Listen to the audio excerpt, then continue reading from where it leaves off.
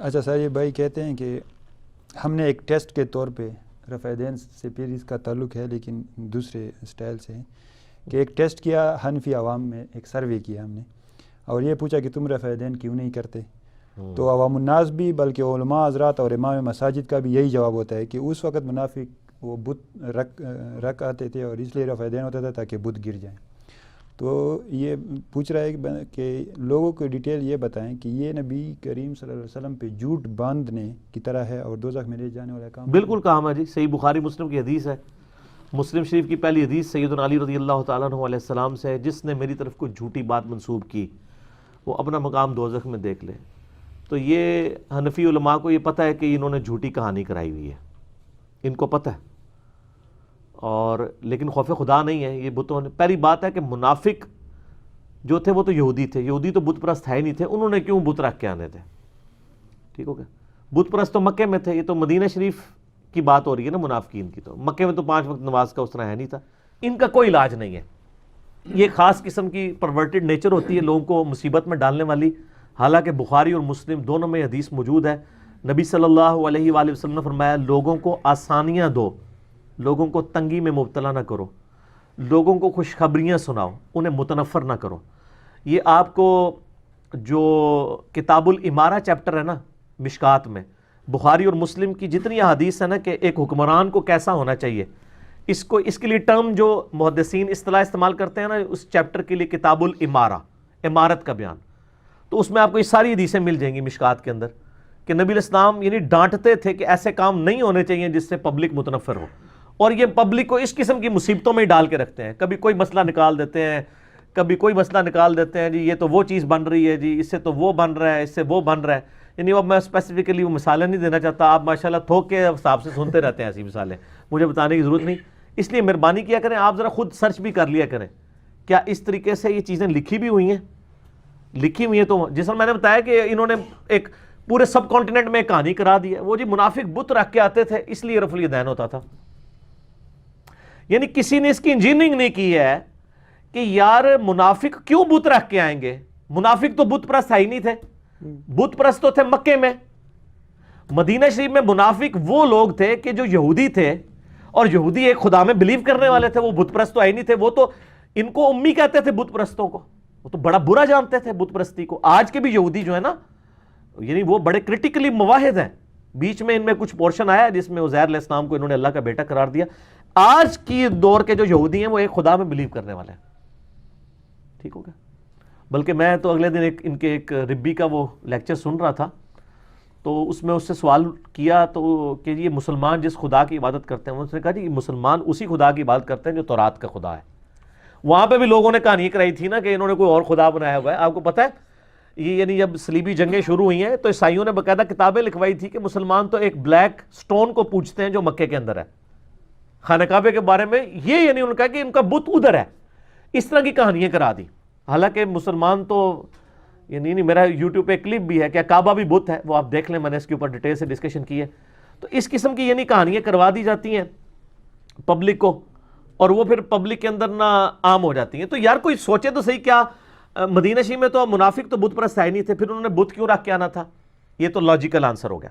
اب علمی طور پہ دیکھیں، صحیح مسلم میں حدیث ہے، عبداللہ ابن مسعود رضی اللہ تعالیٰ عنہ کہتے ہیں کہ نبی صلی اللہ علیہ وآلہ وسلم کے مبارک زمانے میں اگر کوئی بیمار بھی ہوتا تھا نا اور وہ 2 بندوں کے سہارے مسجد میں آ کے نماز پڑھنے کے قابل ہوتا، سر 2 بندوں کے سہارے، تو وہ مسجد میں آ کے نماز پڑھتا تھا، کہیں اسے منافق نہ سمجھ لیا جائے کہ یار یہ نماز نہیں پڑھتا، حالانکہ بیمار گھر پڑھ سکتا ہے۔ وہ اس ڈر سے کہ یار لوگ کہیں یہ تو نماز ہی مسجد پڑھ، جہاں یہ ڈر کا ماحول ہو وہاں بت رکھ کے کوئی مسجد میں آ کے حضور کے پیچھے کھڑا ہوتا ہوگا، اور اس نبی کے پیچھے کہ جس کے پیچھے حضرت عمر بھی کھڑے ہوں اور حضرت علی بھی کھڑے ہوں، کسی کی جرت ہے بت رکھ کے کھڑا ہو جائے؟ وہاں تو بیمار بھی آ کے مسجد میں نماز پڑھتے تھے۔ پھر بخاری مسلم میں حدیث ہے کہ آپ صلی اللہ علیہ وآلہ وسلم فرمایا اگر مجھے عورتوں اور بچوں کا خیال نہ ہوتا تو جو لوگ گھروں میں نماز پڑھتے ہیں میں اپنی جگہ کسی کو امام مقرر کر کے ان کے گھروں کو آگ لگا دیتا، ٹھیک ہے۔ اور سنن نسائی میں موجود ہے، یہ فجر کے وقت کا یعنی تذکرہ ہے، اور بخاری میں آتا ہے کہ عشاء کے بارے میں یہ اسپیشلی آیا اور فرمایا آپ نے کہ فجر اور عشاء کی نمازیں منافقین کے اوپر بھاری ہیں. یہ بخاری مسلم دونوں میں حدیث ہے. اگر ان کو اس کے ثواب کا پتہ ہوتا تو اپنے سرین کے بال, پیٹ کے بال گھسٹتے ہوئے مسجد میں آ کے نماز پڑھتے. جہاں اتنا سٹرکٹ ماحول ہو کہ نماز جماعت سے پڑھنے کے اوپر اتنی تاکید ہو, وہاں کسی کی جرت ہے سر کے بت رکھ کے آئے اور وہ رفع الیدین اس لیے ہوتا تھا. تو یہ کہانیاں کرائی ہوئی انہوں نے. حالانکہ خود یہ حنفی بھی جو ہیں وہ عید کی نماز کا رفع الیدین کر رہے ہوتے ہیں, تو اس دن کیا ان کی پبلک بت رکھ کے آئی ہوتی ہے پیچھے. ساری کہانیاں ہیں. رفع الیدین پہ میرا مسئلہ 70B دیکھ لیں, میں نے ڈیٹیل کے ساتھ الحمدللہ کئی لوگوں کی نماز کی اصلاح کا سبب وہ لیکچر بنائے 70A اور 70B. ٹھیک ہو گیا. تو یہ بھی اس قسم کی کہانیاں ہیں. تو یہ ان کہانیوں کو کہانی سمجھا کریں. ٹھیک ہو گیا, سیریس نہ لیا کریں. میں آپ کو بتاؤں, یہ 1.5-2 سال پہلے کی بات ہے. میں ایک دفعہ میں اکیڈمی کے نیچے ہی ایک بندے نے مجھے کھڑا کر کے وہ مجھے ایک سوال بتائیں جی یہ رفع الیدین کے بارے میں نا. وہاں ایک پوڈری کھڑا ہوا تھا, بالکل ڈٹی پوڈری تھا. وہ اس کی حالت بتا رہی تھی اور جتنے وہ اس آواز میں کہنا جی مولوی صاحب میں دسنا انہوں مسئلہ. میں کہا جی دسو. ہمارے اندر تو اتنا حوصلہ ہے, میں کہا جی تسی دس لو جناب. اور یہ بت رکھ کے آندے سنتے ہوتا سی. یعنی اتنی کہانی ہے کہ اپنے مولویوں کے سامنے تو یہ چسکتے بھی نہیں ہیں. تو میں نے اس کو اب یہ نہیں کہا کہ بخاری میں یا مسلم میں نماز کا طریقہ ہی لکھا ہے. میں نے اس کے لیول پہ ہی بات کی. میں جی یہ کہڑے مولوی صاحب نے, وہ ایک دیوبندیوں کی مولوی کی انہوں نے اشارہ کیا جی اس مسجد میں. میں کہا اس مولوی نے پوچھنا ہے کہ یہ عید علی دہاڑے وہ تسی رفع الیدین بار بار کیوں کر دیو؟ ہاں تو میں سوچے ہی نہیں. تو اے ہی نے انہوں نے کبھی سوچا ہی نہیں ہے کہ اگر رفع الیدین اس وجہ سے ہوتا تھا تو یہ نمازوں کا تو ختم ہو گیا, عید کا رفع الیدین ان کا کیوں نہیں ختم ہوا, جو 6 زائد تکبیریں کر رہے ہوتے ہیں اور وتر کی نماز میں ایک ایکسٹرا رفع الیدین کر رہے ہوتے ہیں, وہ تو روزانہ کر رہے ہوتے ہیں, وہ کیوں نہیں ختم ہوئے؟ اگر یہ نماز کا سکون برباد کرتے ہیں, یہ منسوخ ہو گیا ہوا ہے, تو وہاں سے کیوں نہیں منسوخ ہوا؟ یہ کہتے ہیں جی نماز کا سکون برباد ہوتا ہے اس کی وجہ سے. تو یہ کیا ہوگا کہ 5 نمازوں میں سکون برباد ہو رہا ہے اور جو نماز آنی سال کے بعد ہے اس میں کوئی سکون برباد نہیں ہو رہا. وہ بے سکونی علی پڑھ دو, پھر نیت کریا کرو 7-6 زائد تکبیروں کے اور بے سکونی کے. اللہ اکبر. جو آپ نے خود ڈاکٹرائن ہمیں پڑھائی تھی ہم اسی پہ آپ کو پیش کرتے ہیں, صرف تھوڑی سی انجینئرنگ کر دیتے ہیں تو آپ کو باتیں تلخ لگتی ہیں. سچائی ہے, تھوڑی سی عقل استعمال, اس کو کہتے ہیں کامن سینس استعمال کریں, but common sense is not so common. Common sense اتنا کامن ہوتا نہیں ہے.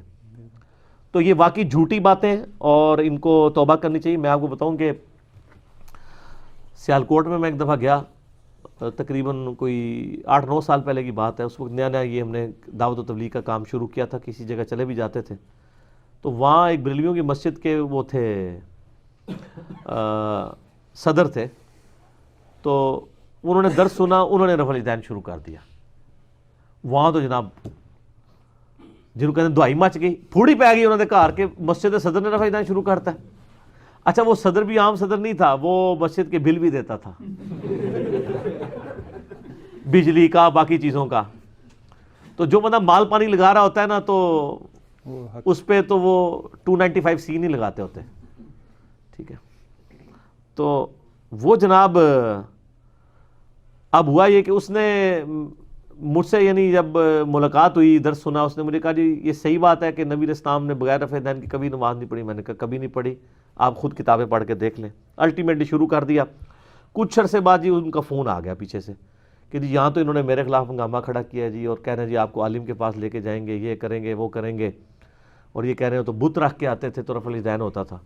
میں نے کہا جی ان کو کہیں کہ اگر یہ حدیث کہیں موجود ہے کہ بت رکھ کے آتے تھے اس لیے رفع الیدین ہوتا تھا, تو آپ یہ حدیث ہمیں دکھائیں, ہم بھی چھوڑ دیں گے.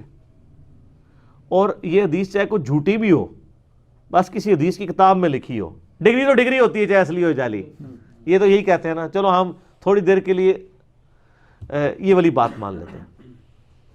تو وہ جناب ان کی املاط کمیٹی نے کہا جی مسئلہ ہی کوئی نہیں ہے. انہوں نے جناب عبد القیوم ہزاروی صاحب کا مدرسہ ہے جامعہ نظامیہ, یعنی پاکستان میں یعنی بریلویوں کے چند بڑے مدرسوں میں سے. مفتی اکمل صاحب جو ٹی وی پہ آتے ہیں نا, کیوں ٹی وی پہ, وہ وہیں سے پڑھے ہوئے ہیں, اور وہ بھی فوت ہو چکے ہیں عبد القیوم ہزاروی صاحب. ان کے وہاں شیخ الحدیث تھے صدیق ہزاروی صاحب, انہوں نے کافی تصوف کی کتابوں کے بھی ترجمے کیے ہیں, وہ بھی فوت ہو چکے ہیں. صدیق ہزاروی صاحب ان دنوں زندہ تھے, ان کو فون کیا, انہوں نے کہا تہاڈا بیڑا تر جائے, ایک کتنے تسی روایت دی کمٹمنٹ لے لی ہے, تو روایت ہی کوئی نہیں کدھر بھی. ٹھیک ہے. تو ان کا جی یہ تو ہمیں تو آپ لوگ ہی بتاتے تھے. ان کا یار یہ تو بس ہم نے ایک پبلک کے لیے کی ہوئی ہے نا, ہمیں تو پتہ ہے کہیں نہیں لکھی ہوئی ہے. سینہ مسینہ نہیں چل رہی ہے, ایک ٹکٹ ہی دو مزے کر رہے ہیں, کہانیاں بھی کرائی ہوئی ہیں, اور جب بات آئے گی تو یہ کہہ دیں گے نہیں, جس کو کہتے ہیں وہ کہتے ہیں یہ میرا قانونی بیان نہیں ہے, عدالت میں جو جمع کروایا ہے وہ اور ہے, وہ تو میرے ایک ایسے بیان تھا, یہ قانونی بیان نہیں ہے, یہ وہ چیز ہے, یہ قانونی بیان نہیں ہوتا ان کا. تو وہ خیر پھر الحمدللہ پکے ہو گئے. یہ سنایا کریں آپ, تاکہ ہم بتائیں کہ آپ صرف منکرین حدیث نہیں ہیں, بلکہ آپ لوگ نبی علیہ السلام پہ جھوٹ بھی مانتے ہیں. جو حدیثیں نہیں ہیں ان کو بنا کے پیش کرتے ہیں, اور جو بخاری مسلم میں لکھی ہیں وہ مانتے ہی نہیں ہیں. دیکھو نا, جیڑیاں ہیں انہوں مانتے ہی نہیں ہیں, جیڑیاں نہیں انہوں بڑھا کے پیش کرتے ہیں. اچھی بات ہے, کرتے رہیں, کیونکہ آپ لوگ یہ حرکتیں کریں گے تو آپ کی عوام کو ہم بتائیں گے نا, دیکھو کیا کر رہے ہیں. ٹھیک ہے نا.